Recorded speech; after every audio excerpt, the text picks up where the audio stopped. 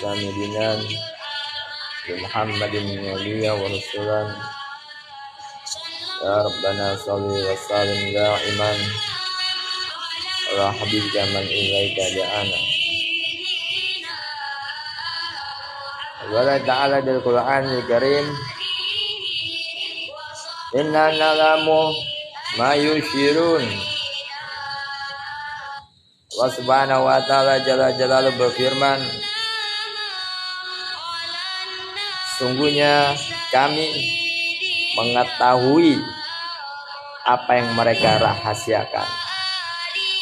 Sungguhnya Gusti Allah Subhanahu wa ta'ala mengetahui apa yang tersimpan terbenak dalam hati, apa yang terbenak dalam pikiran, apa yang mereka siasati, apa yang mereka lakukan, perkara-perkara yang tidak diketahui oleh manusia, namun Gusti Allah Subhanahu wa ta'ala mengetahui perbuatan seorang hambanya. Waalaikumsalam. Waalaikumsalam. Rosi dari Taiwan, Masya Allah. Amin ya rabbal alamin. Mudah-mudahan Rosi juga selalu dalam keadaan sehat, kalau ibadah kepada Allah Subhanahu wa ta'ala, diberkahi umurnya, diberkahi rezekinya. Amin amin ya rabbal alamin bihaqi bijan Nabi Muhammad Rasulullah sallallahu alaihi wasallam. Bidomairihim.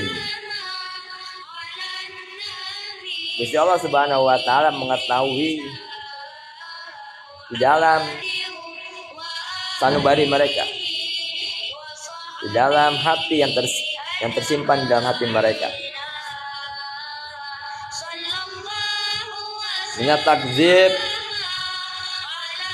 yakni yang berupa pemikiran-pemikiran buruk, pemikiran-pemikiran pendustaan, ataupun pemikiran-pemikiran pencela syariat agama Islam yang dibawa oleh baginda Nabi Muhammad, ataupun kalau di zaman ini seperti penista agama. Nah, di akhir zaman ini terkenal dengan penista penodaan agama. Jadi siasat-siasat keburukan, strategi pelecehan terhadap penodaan agama, Gusti Allah mengetahui perbuatan hamba tersebut.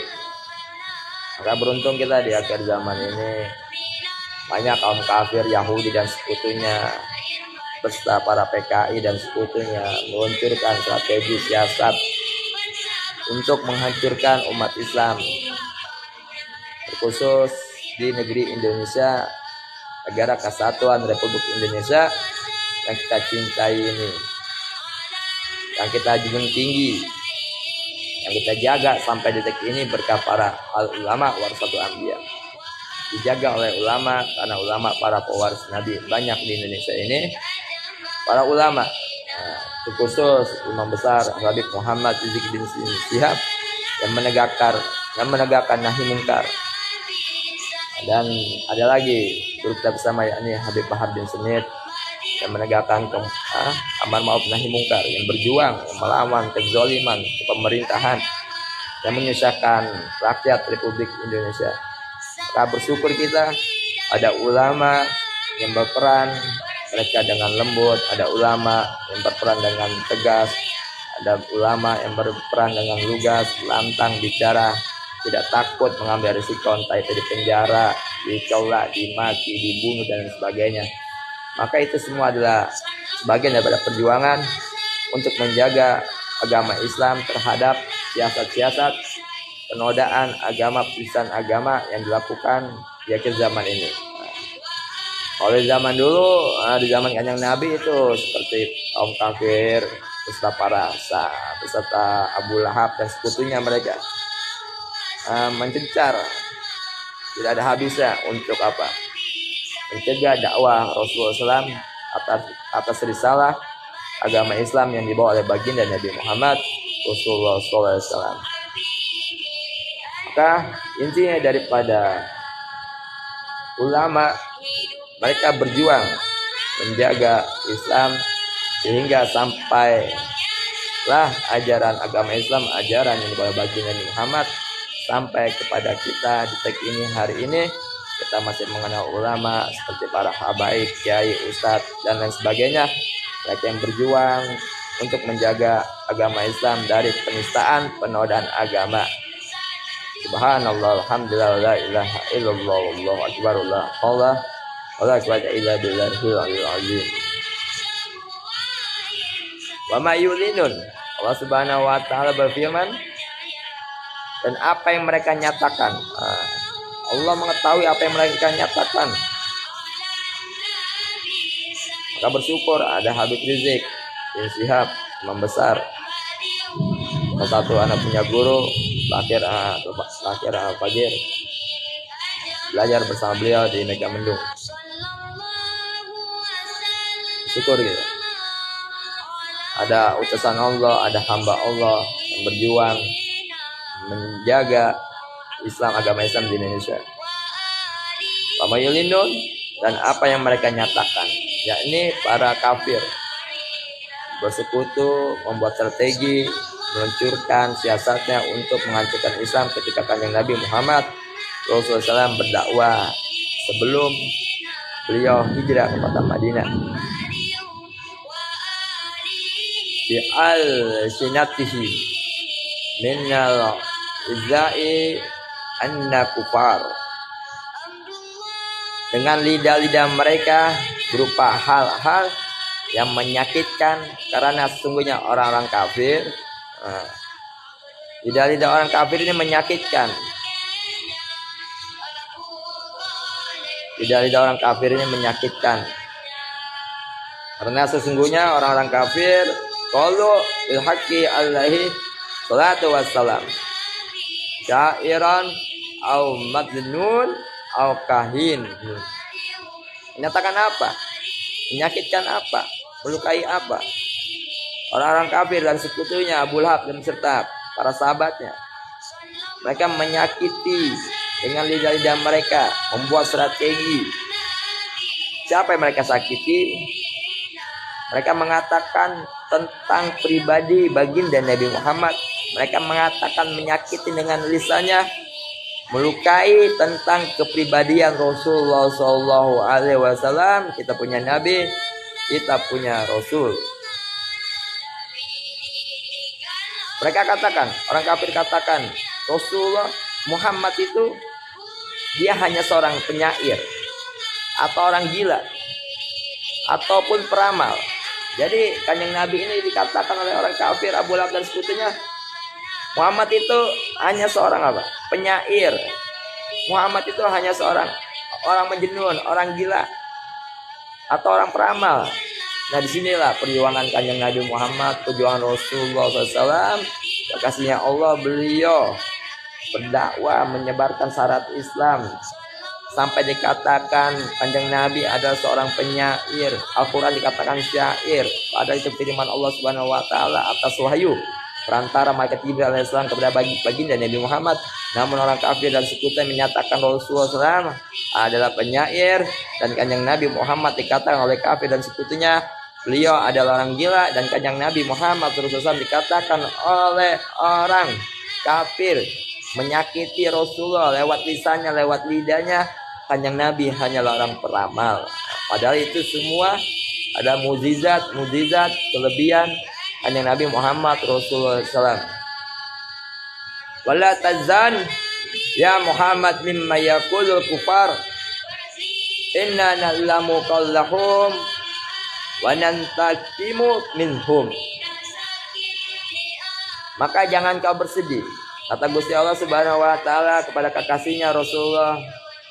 Allah katakan, maka jangan engkau bersedih wahai Muhammad, wahai kekasihku, wahai Muhammad, terhadap apa yang telah diucapkan oleh orang-orang kafir terhadapmu.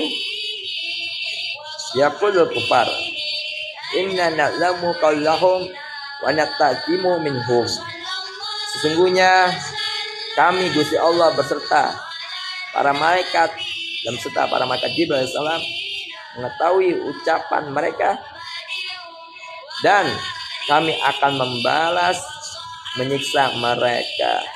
Jadi semua yang mencemooh, yang menyakiti, yang menghalang-halangi dakwah Nabi atas risalah agama Islam yang dibawa oleh Kanjeng Nabi Muhammad, maka semua itu akan dibalas oleh Gusti Allah, semua mereka akan disiksa oleh Allah Subhanahu wa taala. Ini adalah contoh di zaman Kanjeng Nabi Muhammad. Bila mana di akhir zaman ini ada Yahudi, kaum kafir dan sekutunya beserta para PKI dan komplotannya dan pembantunya orang munafikin, mereka semua akan disiksa oleh Allah Subhanahu wa taala. Mereka semua akan dimasukkan ke dalam neraka oleh Allah Subhanahu wa taala.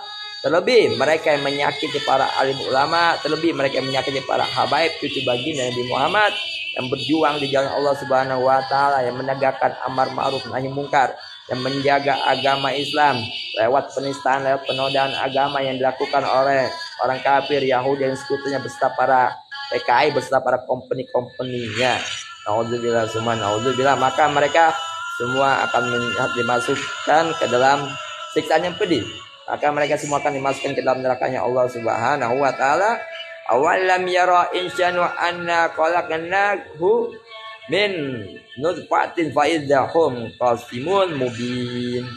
Dan apakah manusia, kata Allah Subhanahu wa taala, tidak memperhatikan bahwa kami menciptakannya dari setitik air mani, maka tiba-tiba ia menjadi penantang yang nyata. Dia tidak sadar diri. Jadi dia tidak tahu diri. Dia diciptakan oleh Allah Subhanahu wa taala dengan air mani. Mereka apalagi umat Islam, kita dikasih mata, dikasih hidung, dikasih pendengaran, dikasih lisan, dikasih kaki, dikasih organ tubuh secara cuma-cuma, secara gratis. Namun kita tidak mau berjuang untuk agama Islam, namun kita tidak mau berkorban untuk tegaknya agama Islam, untuk terjaganya agama Islam yang dibawa oleh Kanjeng Nabi Muhammad. Maka berhati-hatilah kita sebagai umat Kanjeng Nabi yang tidak mau meneruskan perjuangan Rasulullah SAW. Maka bisa jadi iman kita akan tergeser, kita akan mengikuti orang-orang munafik. Maka bisa jadi kita akan mengikuti ajaran orang Yahudi, sehingga kita jauh daripada ulama warasatul anbiya, sehingga kita jauh daripada ajaran baginda Nabi Muhammad sallallahu Rasulullah sallallahu alaihi wasallam. Assalamualaikum warahmatullahi wabarakatuh. Sudah masuk adzan asar, kita sholat asar terlebih dahulu. Insyaallah nanti al-fajr lanjutkan lagi pembahasan tentang surah Yasin, itu tentang bagaimana Kanjeng Nabi Muhammad SAW berdakwah, mensiarkan agama Islam dari mensiarkan secara bersembunyi-sembunyi sampai terang-terangan, sampai beliau hijrah ke kota Madinah untuk berjuang menegakkan agama Islam, sehingga Islam bisa sampai hari ini, sampai di zaman ini, sehingga kita bisa merasakan nikmatnya ketenangan jiwa ruhaninya dalam beragama, dalam menegakkan, menjalankan ajaran-ajaran perintah agama Islam yang dibawa oleh baginda Nabi Muhammad sallallahu alaihi wasallam. Allahumma shalli wa sallim wa barik alaihi wa alihi. Subhanakallahumma wa bihamdika asyhadu an la ilaha illa anta astaghfiruka